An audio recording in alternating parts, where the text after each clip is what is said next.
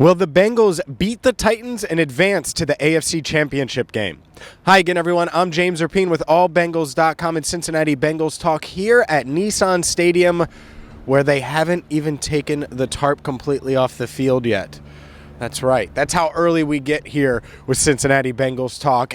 Good afternoon. It's an exciting day in all seriousness, and it's exciting for a ton of reasons. And I saw a lot of Bengals fans on the way in, saw a lot last night, and might even still have a stamp on my hand from getting into one of the places that the Bengals are. It's probably hard to see now. Point is, there are a lot of Bengals fans here in Nashville, and that's really exciting. And the one thing that has stood out, just talking with those around the team and just honestly interacting with you, the confidence that this team has, that you have right now with Burrow, with the way the offense is playing, all of that stuff, that's how the locker room is behind closed doors. It isn't tense. It isn't tight.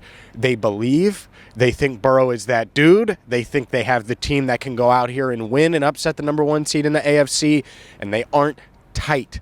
And someone told me that yesterday, a few people, and it's really been throughout the week. It's been kind of a consistent theme that you're hearing. And then Mark Slaughter from WLWT Channel 5 tweets out something that's just awesome, that Joe Burrow and other team leaders gave a speech, spoke to the team on Saturday night, and they continue to embrace the why not us. And I just wish we had video. Mark, great at video. Unfortunately, he was not able to be there. No one was. It was a team meeting. But still, really cool on Saturday night that Joe Burrow, other team leaders, gave the speech that they're going to need. Look, this is going to be a tough game here at Nissan Stadium. This is a good Titans team. They have a lot of high-end pieces, right? Let's start on offense. Everyone is talking about Derrick Henry being back, but Julio Jones is back. And I talked a lot about this on Locked on Bengals this week. Eli Apple versus Julio Jones. It doesn't really matter what year it is. It's still going to sound scary for the person that is banking on Eli Apple. And so does Trey Waynes get some reps today because he is a bigger corner? I do wonder that because you have Julio Jones, you have A.J. Brown, just big, physical, strong corners out there. And so that is something to pay attention to in this one, how the Bengals deploy that secondary. It does seem like Trey Waynes is in the doghouse, right? But we'll see. You never know. Whatever it takes, right? You go with whatever it takes to advance, as they say, and survive and advance, much like a March Madness. And this offense obviously is a run-first type offense. They're going to want to get downhill. They're going to want to move the ball on the ground and set up the play action for Ryan Tannehill, and that's the other part of it. Especially in my hotel room, I've had on some of these national programs, and they talk about it a ton, right?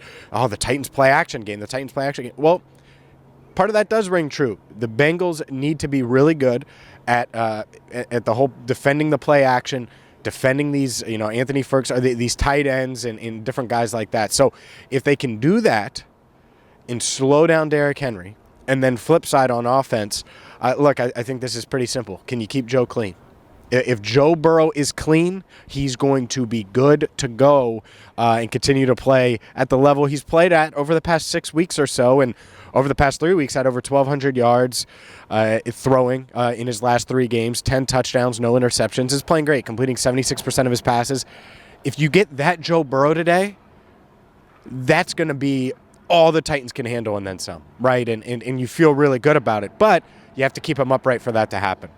So the vibe is great. The city is electric. I expect a decent amount of Bengals fans here, like I said. Would not be shocked at all if it's 75-25, 70-30 from a percentage standpoint, 70% Titans, 30% Bengals, which would be huge.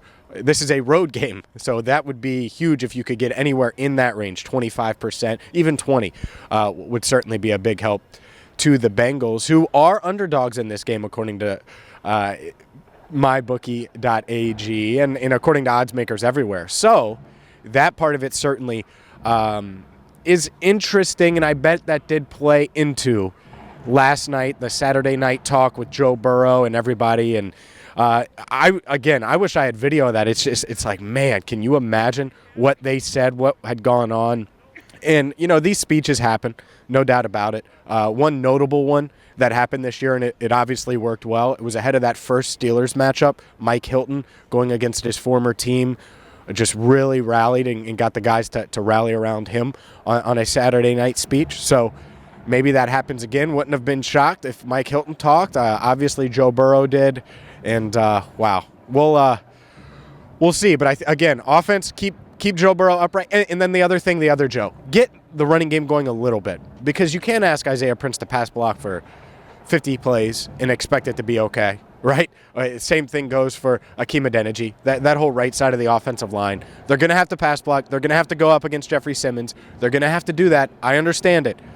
But you want to be able to keep them honest. And I think the Bengals, based on who I've talked to this week, they do plan on keeping the Titans honest. They're trying to establish some type of run game to make that as fair as possible, I would say, as even as possible on that defensive-offensive line battle, because otherwise, man, it will be tough. Now, a couple things. I've talked about it a ton. Quick start. You want a quick start with Derrick Henry on the other side?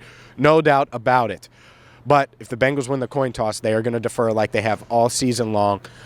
So that part is interesting because the Titans do that exact same thing. So it's going to be a fun one. And there's going to be a ton all throughout the day at allbengals.com.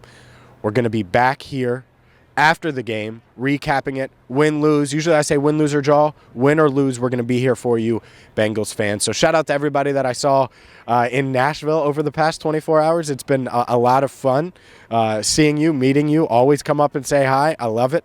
And, I told fans yesterday, I hope that we're covering, going to an AFC championship game either in Kansas City or Buffalo next week. We would love it here at Cincinnati Bengals Talk. And like I said, win, lose, we're going to be here after the game. Also, check out all of our videos this week. We have a ton on the game. The X's and O's, prediction, TJ Hushmanzada, spoke with Lindsey Patterson, really great interview. Nicole Zembrote, talked with Shane Graham.